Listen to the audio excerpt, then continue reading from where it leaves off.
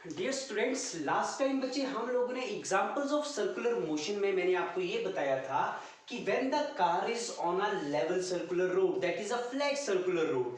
कौन से रोड को हम फ्लैट सर्कुलर रोड बोलेंगे? A road is said to be flat circular road अगर आपके इनर सर्कल और आउटर सर्कल की जो लाइन है, इन दोनों को जो ज्वाइन करेगी, that should be a straight line. तो मैंने आपको ये बताया था कि उस केस में मैक्सिमम स्पीड कितनी होगी आपकी कार की। What is the maximum speed of your vehicle? Suppose this is your car on the level और द फ्लैट सर्कुलर रोड। तो the maximum speed of the car over the flat circular road is always equal to what? That is mu g r. क्या मतलब है इसका? इसका meaning ये है कि आपकी कार मैक्सिमम इस वेलोसिटी से सेफ टर्न ले सकती है। फाइन। अगर आप इससे ज्यादा स्पीड को बढ़ाएंगे, if you are going to increase the speed more than this, if you are going to increase the speed more than this, what will happen? जैसे ही स्पीड आप इससे ज्यादा करेंगे तो जो आपकी कार यहाँ पे है बच्चे, वो कार स्किड कर जाएगी और वो सर्कुलर रोड से बाहर निकल जाएगी। फाइन। मींस ये कार यहाँ से स्किड करके सेफ टर्न नहीं ले सकती। तो अगर मेरे को ये स्पीड इंक्रीज करनी है तो मेरे को क्या करना पड़ेगा? What I have to do if I want to increase this speed beyond this limit? अगर मैं बच्चे स्पीड को इससे ज्यादा बढ़ाना चाहता हूं तो इसका मतलब ये जो फ्लैट रोड का कंसेप्ट है ये आपको रिमूव करना पड़ेगा और उस केस में आपको आना पड़ेगा बैंकिंग। अब बैंकिंग किसे बोलते हैं? See carefully what I mean by banking. Banking means आप आउटर एज को रेज कर देंगे in comparison to the inner edge. How this can be done? This can be done, see this is the flat road. जब आपने बच्चे flat road की बात करी थी तो मैंने कल के लेक्चर में आपको यह बताया था कि कौन से रोड को हम फ्लैट रोड बोलेंगे। ऐसे रोड को फ्लैट रोड बोलते हैं जो इनर सर्कल को आउटर सर्कल से एक स्ट्रेट लाइन से कनेक्ट कर दे। फाइन। अब आपको मैंने बोला what we have to do, मेरे को ये वेलोसिटी या ये स्पीड इंक्रीज करनी है म्यू जी आर से। तो उसके लिए मेरे को क्या करना पड़ेगा? What I have to do, I have to do banking of the road. Fine. हम लोग रोडों की बैंकिंग क्यों करते हैं? हिमाचल में या और भी कहीं जहां हिल स्टेशंस हैं वहां आपने एक जर्नल सा कॉन्सेप्ट देखा होगा, outer edge is raised in comparison to the inner edge. Means कुछ इस तरह की स्ट्रक्चर हमारे पास होती है ऑन द सर्कुलर रोड्स, और जहां पे आप कर्व लेते हैं आप आउटर एज को रेज कर देते हैं, ऊपर उठा देते हैं in comparison to the inner edge, and might be it is done with respect to a certain angle. Suppose this angle is represented by theta. तो ऐसा हम क्यों करते हैं? Why we are doing the banking of the roads? The banking of the road is done just to increase the speed. The speed by which a vehicle can take a safe turn without skidding off the road. Road से बाहर जाए बिना वो आपका vehicle क्या करेगा? Safe turn लेगा। And this phenomena is basically known as banking of the road. A very very important question. आपसे बहुत बार पूछा जाता है what do you mean by banking of the circular road? Why we are doing this banking? So we know that the maximum velocity on the flat circular road is equal to this. If we want to increase the speed beyond this limit, अगर आप इस speed को इस limit से ज्यादा exceed करना चाहते हैं तो आपको क्या करना पड़ेगा? The outer edge of the road is raise, थोड़ा उसको ऊपर उठा देंगे। फाइन। सपोज ये फ्लैट रोड है आपके पास, तो आउटर एज को मैं थोड़ा ऊपर उठा दूंगा in comparison to the inner edge. See outer edge मैंने यहां से मैं यहां ले आया, I raise the outer edge in comparison to the inner edge, and this phenomena in physics where outer edge can be raised in comparison to the inner edge by a certain angle theta, and why we are doing? To increase the speed by which a vehicle can take the safe turn. That phenomena is basically known as banking of the road. बच्चे इस phenomena को हम लोग क्या बोलेंगे? Banking of the road. Fine. आज today in this article I will let you know what will happen to the car if it is kept on a bent circular road. So come to the second example of the circular motion. Car on a bent circular road. Car on a bent circular road. Fine. अब मैं एक road को banking कर दूंगा उस road की on a bent circular road. Now you have kept your car on a bent circular road, but I am neglecting the friction. This article I am doing why neglecting friction. और friction होता किस किस में है? Force of friction is between the tyres and the road. मतलब इस article में आप सेफेस्ट वेलोसिटी या सेफेस्ट स्पीड फाइंड आउट करेंगे जिससे आपकी कार एक सेफ टर्न लेगी. बट बच्चे यहां पे मैं फ्रिक्शन के कंसेप्ट को इंट्रोड्यूस नहीं करूंगा. Fine. So car on a bent circular road and we are going to neglect the friction between the tyres and between the road. Fine. So this is a bent circular road. सबसे पहले आपको पता होना चाहिए कि bent circular road आप बनाएंगे कैसे. आउटर बाउंड्री, आउटर सर्कल को थोड़ा सा, जो आपके रोड का आउटर पोर्शन है उसको थोड़ा सा रेज कर दो in comparison to the inner one. This is basically known as bent circular road. Means outer side को मैंने थोड़ा रेज कर दिया in comparison to the inner one. Fine. तो इस फिनोमिना को बच्चे क्या बोलेंगे? That is bent circular road. अब है क्या?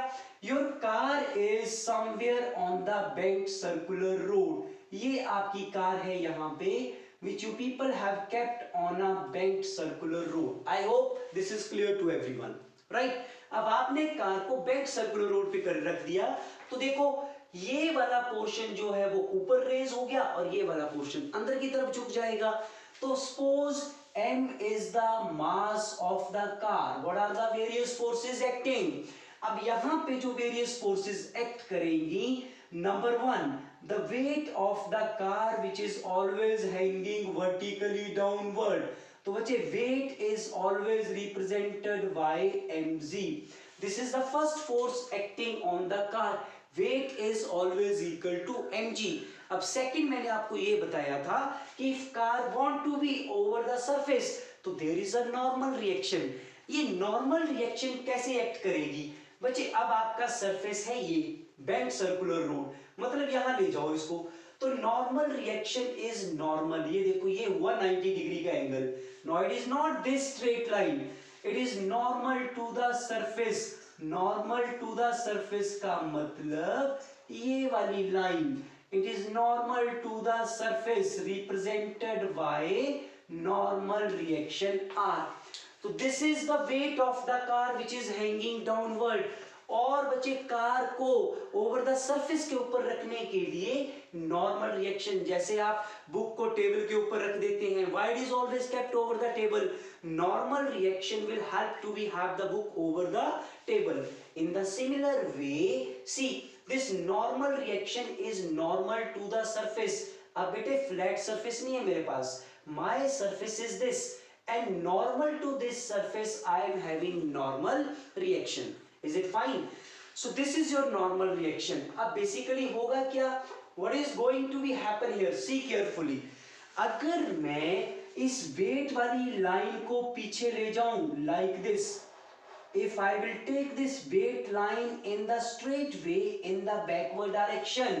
Now see carefully. अगर बच्चे ये वाला एंगल थीटा है तो ये स्ट्रेट लाइन बन गई और banking of the road is given by this. If this angle is theta तो आपका ये वाला एंगल भी किसके बराबर होगा? This angle is also equal to theta. Normal reaction is a vector quantity. Fine. तो वेक्टर क्वांटिटी जिस डायरेक्शन के साथ एंगल थीटा बनाएगी उस डायरेक्शन को क्या बोलेंगे? Vector multiplied by cos theta. इसका मतलब नॉर्मल रिएक्शन का ये वाला कंपोनेंट किसके बराबर हुआ? That is equal to r cos theta and at an angle of 90 degree. इससे 90 डिग्री पे मेरे पास एक और कंपोनेंट होगा. That component is vector multiplied by sine theta. इसका मीनिंग ये हुआ कि इस आर्टिकल में मैंने नॉर्मल रिएक्शन को ब्रेक कर दिया कितने कंपोनेंट में, दो कंपोनेंट में। वन कंपोनेंट जिसके साथ आपका नॉर्मल रिएक्शन एंगल थीटा बनाएगा उसको बोलेंगे r cos theta, and at an angle of 90 degree I am having another component. That component is known as r sin theta. Fine. Now see your circular boundary. Your circular boundary is going to complete the circle in this direction. इसका मतलब centre यहाँ कहीं होगा इस circle का. Fine. And let us suppose r is the radius of the circular boundary. जो आपके road की सर्कुलर बाउंड्री बनी उसकी रेडियस है r. There is one more force acting on the car that is known as centripetal force.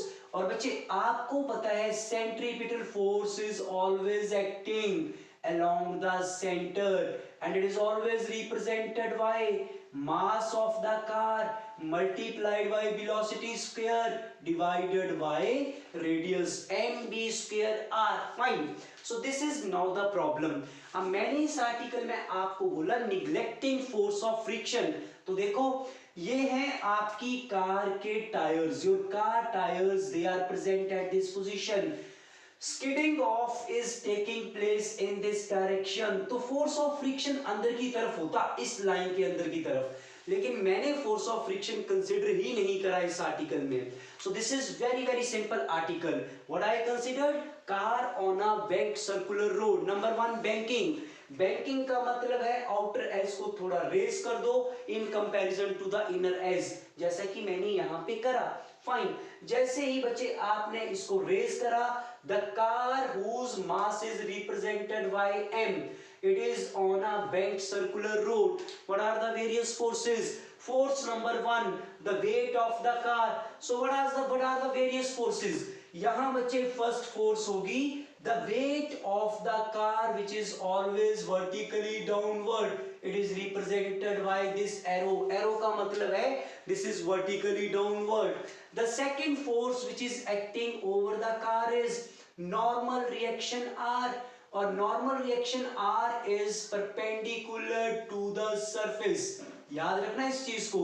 It is always perpendicular to the surface. जो भी आपका surface है, अब सरफेस हुआ ये बेंड रोड, तो बेटे इसके ऊपर 90 डिग्री का एंगल मेरे को बनाना है. That will help you to give the normal reaction. उसके बाद स्टेप नंबर 3 में मैंने क्या करा, I resolve the normal reaction into how many components? First component is r cos theta. ये r cos थीटा कौन सा कंपोनेंट है, जिसके साथ आपका वेक्टर कौन सा एंगल बनाएगा, थीटा एंगल.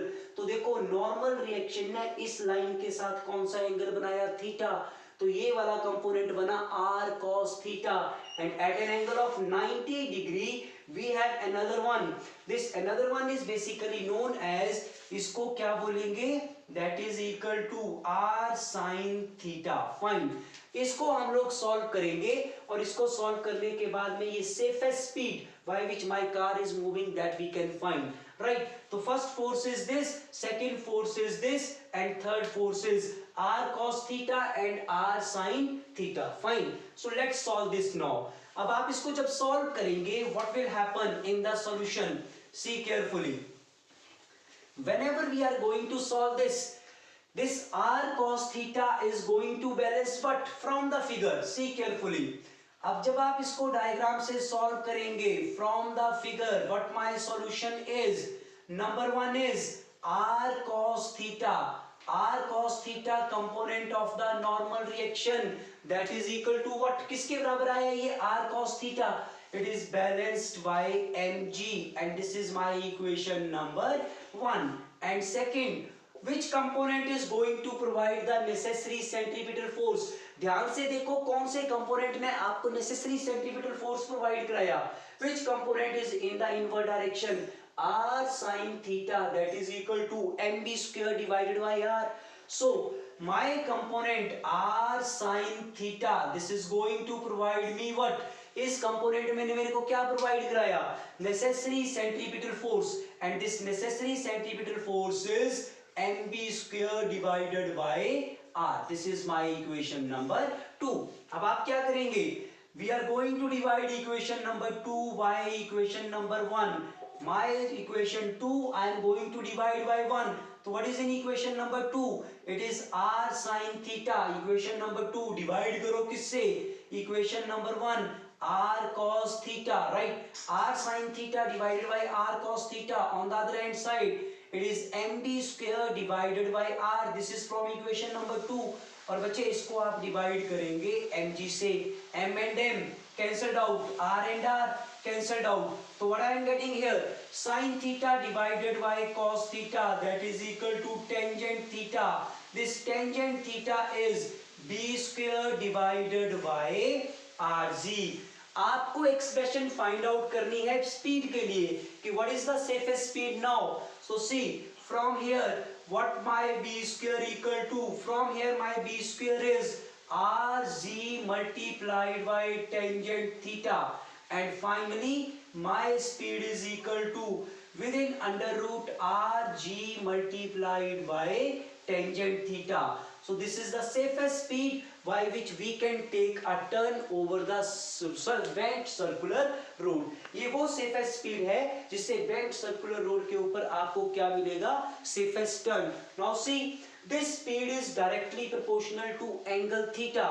जैसे जैसे आप एंगल बढ़ाएंगे ये स्पीड आपकी इंक्रीज कर जाएगी. It means theta is playing a very very important role. तो as we introduce the concept of theta we are having this speed in a very good way. We are increasing this speed. Speed is directly proportional to under root of radius. Speed is directly proportional to under root of tangent theta. And for very very small angles मैंने आपको बताया था tangent theta is approximately theta that is equal to sine theta. तो in this way safest speed can be increased. Fine. So today I am going to stop here only. We studied car on a banked circular road when there is no friction between the tires as well as between the roads. Tomorrow in the same article I will let you know how we can find the safest speed when the car is on a banked circular road, but by considering friction between the tires and the road. So kindly go through these articles. In case you are facing any problem, please give a comment in the comment box. Thank you very much.